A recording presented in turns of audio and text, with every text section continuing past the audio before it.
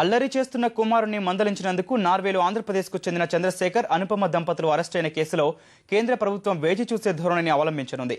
ఈ వ్యవహారంతో ప్రభుత్వానికి పెద్దగా సంబంధం ఉండదన్న విదేశాంగ మంత్రి సల్మాన్ ఖుర్షీద్ ఇది ఒక పౌరుడికి స్థానిక న్యాయ వ్యవస్థకు సంబంధించిన విషయమని చెప్పారు.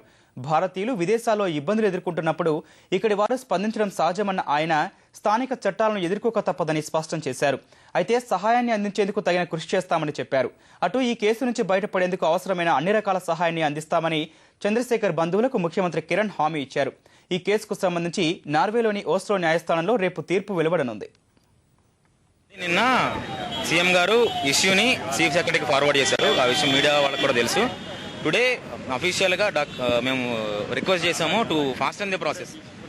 కొద్దిగా ఫాస్ట్గా ఎంత త్వరగా అయితే తొందరగా ఏ రూపంలోనైనా మనం సహకరించడానికి రెడీగా మేమున్నాము, ప్రభుత్వం కూడా ఉందని చెప్పారండి. బికాజ్ ఆల్రెడీ సెంట్రల్ గవర్నమెంట్కి ఇష్యూ నిన్నే వెళ్ళింది. నిన్న మేము రమణారెడ్డి గారు ఎన్ఆర్ఎస్ఎల్ వాళ్ళతో మాట్లాడాము. వాళ్ళు రిటర్న్ డాక్యుమెంట్లు ఇచ్చారు. అది మా బాబాయ్ పిన్ని క్షేమంగా జైలు నుంచి విడుదలవుతారని మేము ఆశాభావం వ్యక్తం చేస్తాం.